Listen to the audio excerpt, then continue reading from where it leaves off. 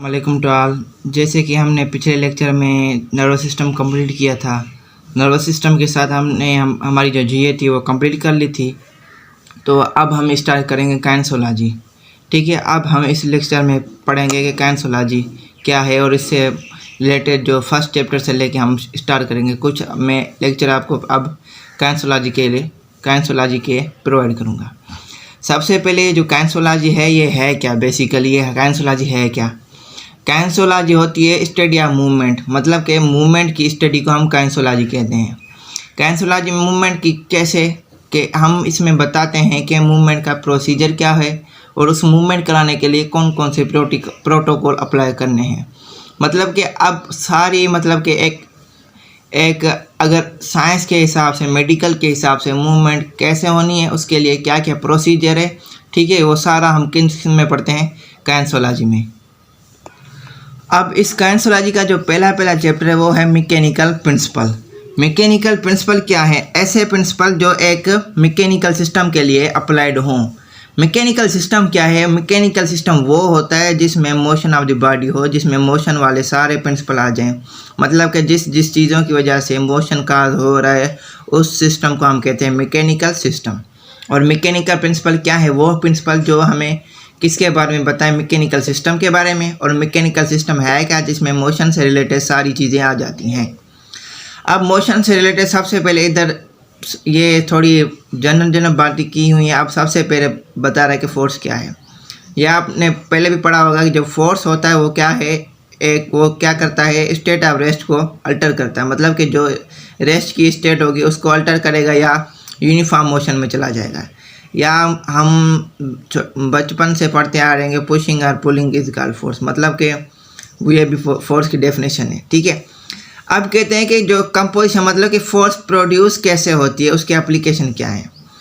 अब जैसे कि हमने फिजिक्स में पढ़ा था कि जो फोर्स है वो एक वेक्टर क्वांटिटी है, ठीक है, और जो वेक्टर होती है उसके लिए मैग्नीट्यूड और डायरेक्शन होता है। ठीक है, अब जो डायरेक्शन होगी फोर्स को वो किसके ज़रिए रिप्रेजेंट होती है, एरो के ज़रिए। ठीक है, अब जो मैग्नीट्यूड होता है वो फोर्स का, उसको रिप्रेजेंट कौन करता है, लेंथ ऑफ द एरो। ठीक है, अब कह रहा है कि जो हमारी जो एरो की जो टेल होती है, मतलब उसका जो एंडिंग पॉइंट होता है वो क्या रिप्रेजेंट करता है, एक फोर्स रिप्रेजेंट करता है, जो कि एक एप्लीकेशन ऑफ फोर्स को एक पॉइंट कंसीडर किया जाता है। मतलब कि जो हमारा टेल वाला पोर्शन होगा वो क्या होगा, पॉइंट ऑफ एप्लीकेशन होगा उस फोर्स का।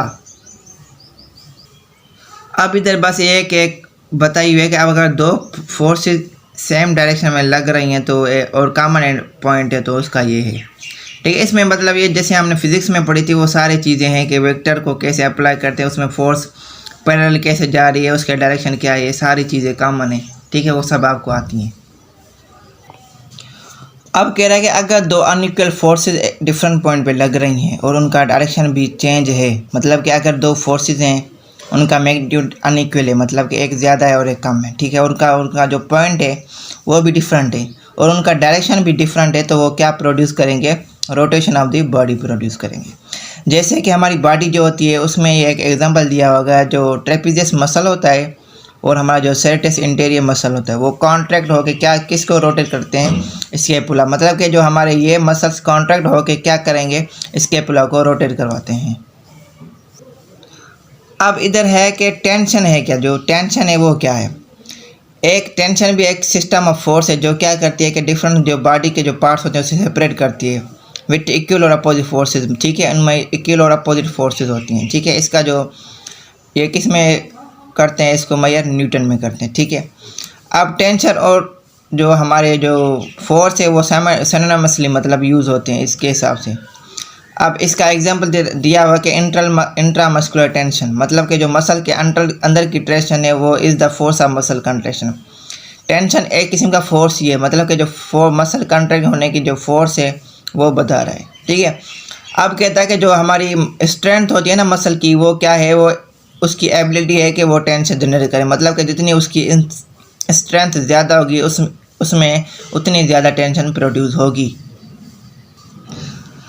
अब इधर मैकेनिक्स ऑफ पोजीशन, मतलब कि पोजीशन के हिसाब से इसने कुछ मैकेनिक्स मतलब मोशन बता रहे हैं। जैसे कि ग्रेविटी होती है। ग्रेविटी क्या है, जो ऐसी फोर्स जो दूसरी बॉडीज़ को अपने अर्थ की तरफ अट्रैक्ट करवाती है। मतलब कि जो हमारी बॉडीज़ होंगी, ठीक है, वो किसकी तरफ अट्रैक्ट होंगी, अर्थ की तरफ, ग्रेविटी वो फोर्स है, ठीक है। अब इसका जो हमारा ग्रेविटी है वो न्यूटन मतलब साइंटिस्ट था जिसने बारे में बताया, उसने ये बताया कि जो इसकी जो फोर्स ऑफ अट्रैक्शन होगी ना, वो हमारी जो क्या होगी, वो डायरेक्ट रिलेशन होगी मास ऑफ द बॉडी, मतलब कि जो उसका मास होगा उससे डायरेक्टली प्रोपोर्शनल होगी, और हमारा जो उसका डिस्टेंस होगा, स्क्वायर ऑफ द डिस्टेंस से जो उन दोनों के दरमियान जो डिस्टेंस होगा दो या दो से ज़्यादा बॉडीज़ के बीच में, उनसे वो इन्वर्सली प्रोपोर्शनल होगी। मतलब कि मास के साथ डायरेक्टली रिलेशन है, मतलब मास बढ़ेगा तो वो बढ़ेगी, और डिस्टेंस बढ़ेगा तो वो कम हो जाएगी।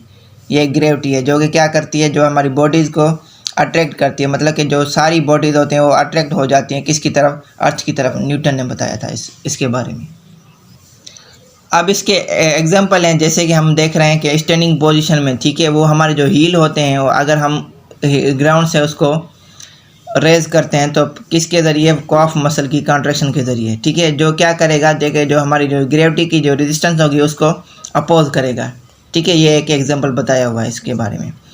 और अगर कह रहा है कि हमारे जो हील्स हैं वो मतलब कि रेज ही रहें, कैसे रेज रहेंगे, जैसे कि अगर हमारे जो फोर्स ऑफ कंट्रैक्शन है वो ज़्यादा देर तक चली रहे और ग्रेविटी के इक्वल हो जाए, ठीक है। ये भी एक एग्जांपल है। ये मतलब बता रहा है कि अगर मतलब कि ग्रेविटी की जो फोर्स है वो और हील की जो मतलब इस रेज होने की जो फोर्स है वो बराबर हो या कम हो या ज़्यादा हो, वो वाली कंडीशन बताई हुई है इसने। अब कहता है कि जो हमारी जो हील होगी ना वो ग्राउंड पे लोअर हो जाएगी, मतलब नीचे की तरफ होगी, अगर इसके ज़रिए by the action of gravity के ज़रिए, इफ ग्रेविटी के ज़रिए जब क्या होंगे, मसल्स हमारे रिलैक्स हो जाएंगे, ठीक है। ये सारा बताया हुआ है। ये सारा बताया कि अब जो जॉइंट्स में मूवमेंट होती है वो किसका रिजल्ट है, ग्रेविटी या मस्कुलर एक्शन, मतलब कि मसल्स की जो एक्शन होते हैं उन पर ग्रेविटी लगती है, तो ये सब हो जाता है। ये सारी ग्रेविटी वाली बातें हैं। अब कह रहा है कि सेंटर ऑफ ग्रेविटी क्या है। कहता है कि जो सेंटर ऑफ ग्रेविटी एक रिजिड बॉडी है, ठीक है, जो एक पॉइंट है, कौन सा पॉइंट है, जहाँ क्या करता है, जहाँ पे अर्थ की अट्रैक्शन होती है, मतलब एक्ट करती है, अर्थ जो होती है अट्रैक्ट करती है चीज़ों को, ठीक है। या इसको कह दें कि ऐसा पॉइंट जहाँ line of action of weight है, मतलब कि जहाँ हमारी बॉडी का वेट एक्ट करे, उसको हम सेंटर ऑफ ग्रेविटी कहते हैं, ठीक है। ये सेंटर ऑफ ग्रेविटी कहते हैं। नॉर्मली अगर कोई चीज़ है तो उसका जो सेंटर, जो अगर यूनिफॉर्म रॉड है तो उसका जो सेंटर होगा, जो उसका हाफ होगा, वही उसकी सेंटर ऑफ ग्रेविटी हो जाती है, ठीक है। मतलब कि एक ऐसा पॉइंट जहाँ हमारा वेट एक्ट करे, एक्शन ऑफ वेट एक्ट करे, ठीक है, उसको हम सेंटर ऑफ ग्रेविटी कहते हैं। अब कहता है कि जो हमारा जो सेंटर ऑफ ग्रेविटी अगर बॉडी में देखा जाए, मतलब कि हमारी ह्यूमन बॉडी में सेंटर ऑफ ग्रेविटी कहाँ लाई करते हैं, जो हमारा सेकंड सेक्रल वर्टिब्रा है, मतलब कि जो सेक्रम वाला पार्ट का जो सेकंड वर्टिब्रा है, वहाँ पे सेंटर ऑफ ग्रेविटी हमारी लाई करती है।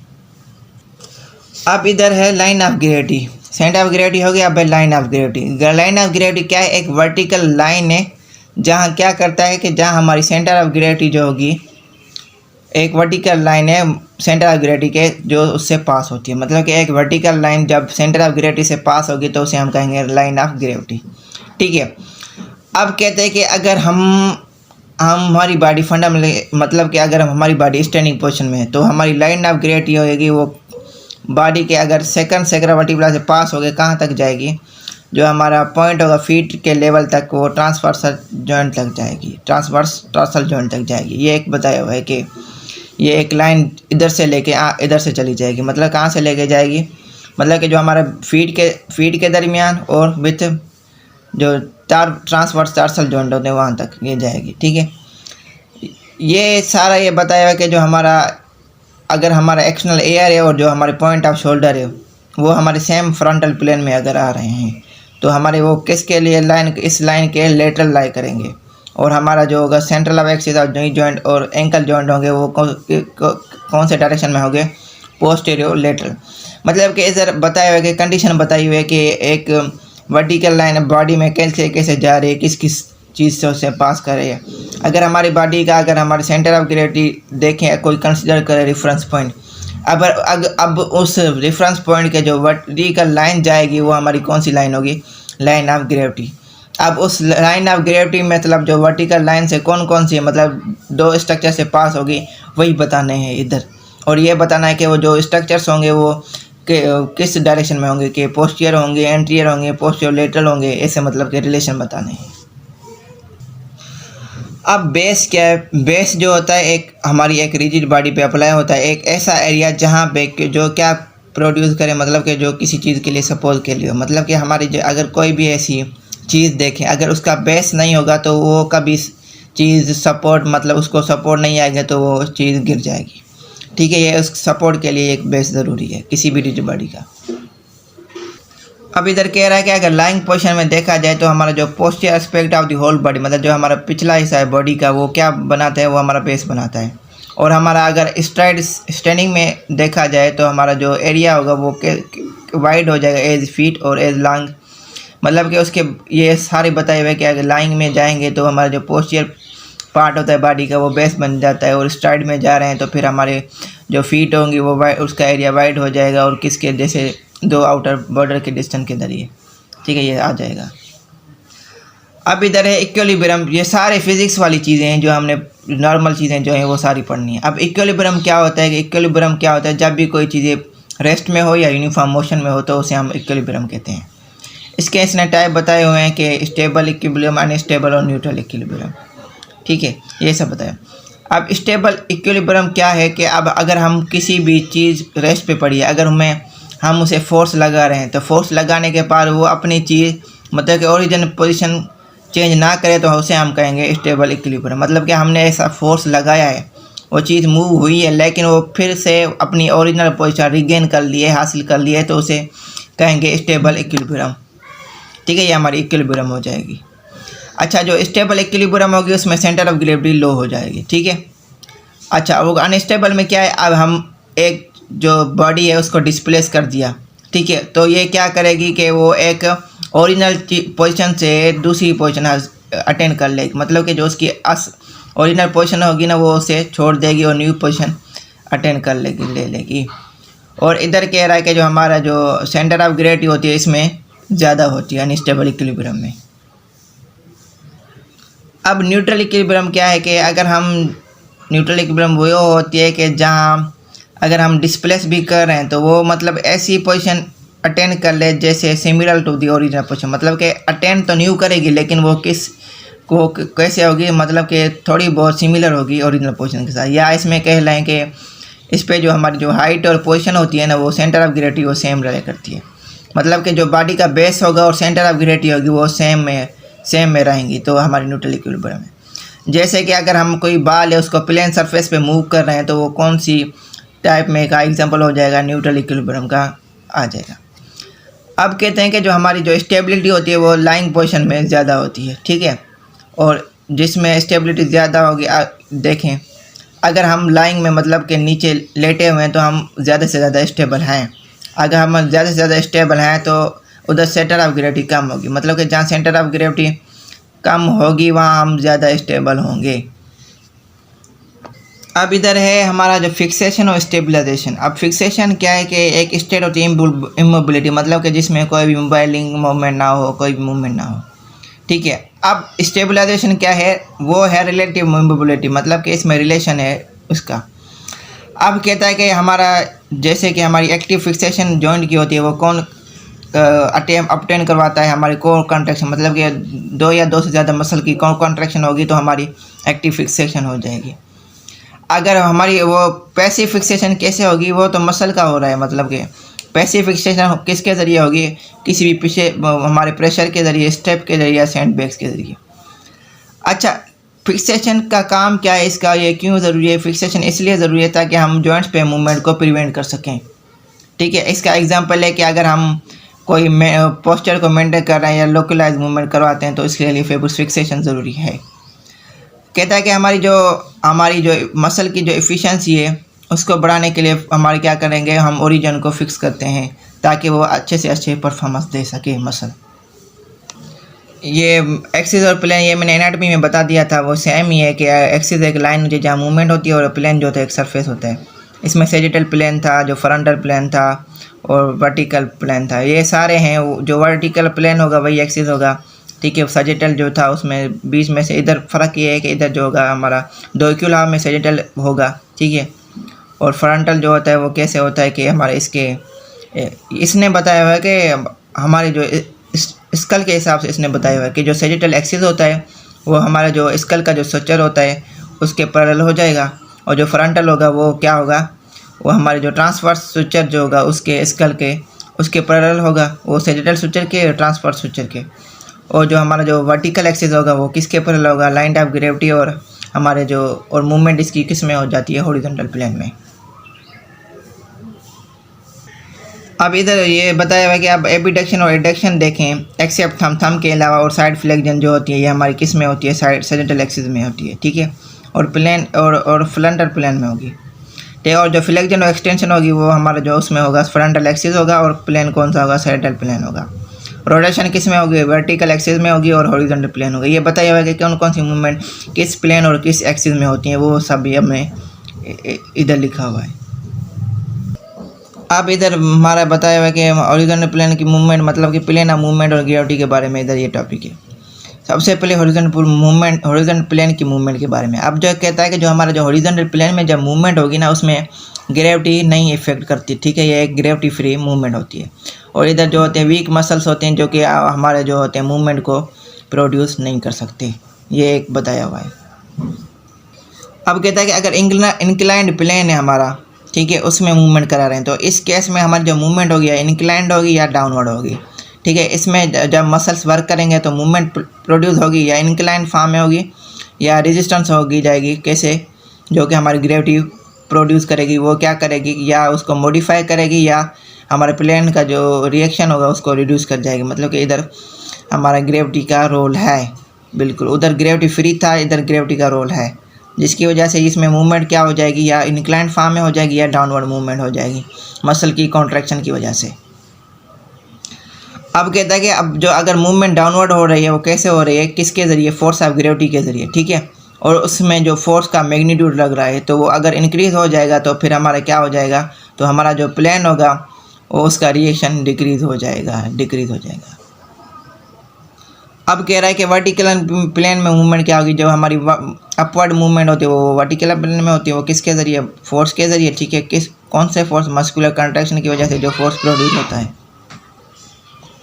स्पीड क्या है, एक ऐसा रेट जहाँ जिस रेट पे बॉडी मूव करे तो उसे हम स्पीड कहते हैं। इसकी आप टाइप्स हैं, आप कहते हैं नेचुरल स्पीड।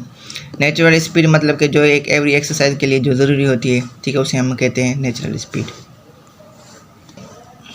अब रिड्यूस स्पीड मतलब कि जब एक्सरसाइज थोड़ी सी स्लोली करें, मतलब कि मोर स्लोली होंगे लेकिन उसमें मस्कुलर इफेक्ट ज़्यादा होगा और मोड कंट्रोल होगा, ठीक है। इसमें क्या होगा, स्पीड ऑफ रिपीटेशन जो मूवमेंट होंगी वो डिक्रीज़ हो जाती हैं। इंक्रीज मूवमेंट के लिए हमारी रैपिड मूवमेंट होती है। रैपिड मूवमेंट की वजह से हमारे स्ट्रॉन्ग मस्कुलर इफर्ट लगेगी, मस्कुलर इफर्ट की वजह से हमारी ज़्यादा से ज़्यादा मूवमेंट प्रोड्यूस हो जाएगी। जब ज़्यादा मूवमेंट प्रोड्यूस होगी तो उसके लिए हमारी स्पीड कौन सी होनी चाहिए, इंक्रीज होनी। अगर रिड्यूस स्पीड होगी तो हमारी जो एक्सरसाइज होंगी, जो मूवमेंट होगी वो आहिस्ता होंगी। अब वेलोसिटी क्या है कि हमारा जो मतलब कि एक ऐसा रेट ऑफ चेंज ऑफ, मतलब कि अगर डिस्प्लेसमेंट मतलब कि बॉडी डिस्प्लेस हो रहे है तो उसमें जो चेंजिंग हो रहे है तो उसे हम वेलोसिटी कहते हैं। वेलोसिटी को हम एक रफ्तारी कहते हैं, ठीक है। अगर हमारी जो स्पीड होगी वो चेंज हो रही है तो उसे हम कहते हैं वेलोसिटी, ठीक है।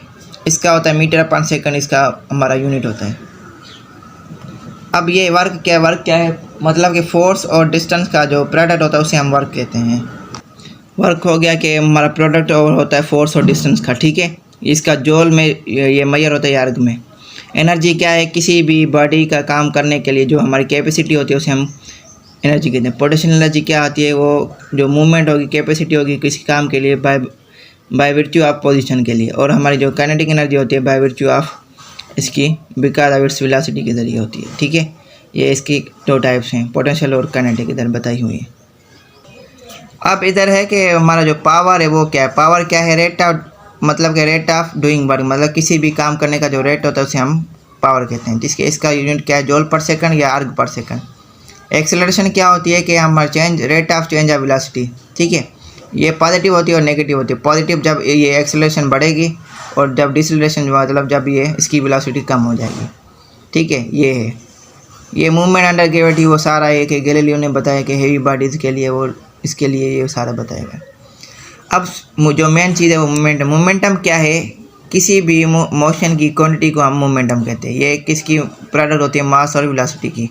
ठीक है, अब ये कहता है कि जो हमारा मोमेंटम होगी ना, वो मूवमेंट आप देखो जो ज़्यादा होगी, अगर ज़्यादा हैवी बॉडी होगी तो फिर उसमें मोमेंटम कम होगी, अगर लाइटर बॉडी होगी तो उसमें ज़्यादा हो जाएगी। इनर्शिया क्या है, एक रेजिस्टेंस होता है बॉडी के लिए कि वो अपनी चेंज करने के लिए, मतलब अगर कोई बॉडी रेस्ट में है, अगर वो मोशन में होने के लिए चाहने की कोशिश करेगी तो इनर्शिया उसे रोकेगी। अगर कोई बॉडी मोशन में है तो इनर्शिया क्या करेगी, उसकी रेस्ट में आने से उसे अपोज करती है। इसको मतलब फर्स्ट लॉ ऑफ जो न्यूटन का फर्स्ट लॉ है उससे कंपेयर किया जाता है। अब ये फ्रिक्शन जो होता है, फ्रिक्शन भी एक फोर्स है जो क्या करता है, जो हमारे मोशन को अपोज करता है जब एक सरफेस दूसरी सरफेस पे स्लाइड करता है।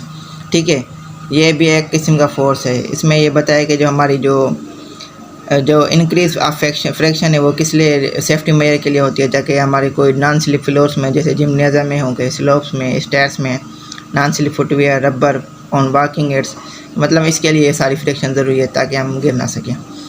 अगर देखें, अगर फ्रिक्शन ना होगी, अगर कोई भी हमारा फर्श देख लें, मतलब कि एक ग्राउंड देख लें, ठीक है, वो हमारा स्मूथ ज़्यादा है, अगर स्मूथ ज़्यादा हो जाएगा तो फिर उसमें हम गिरने के चांस ज़्यादा है, तो इसलिए फ्रिक्शन ज़रूरी है।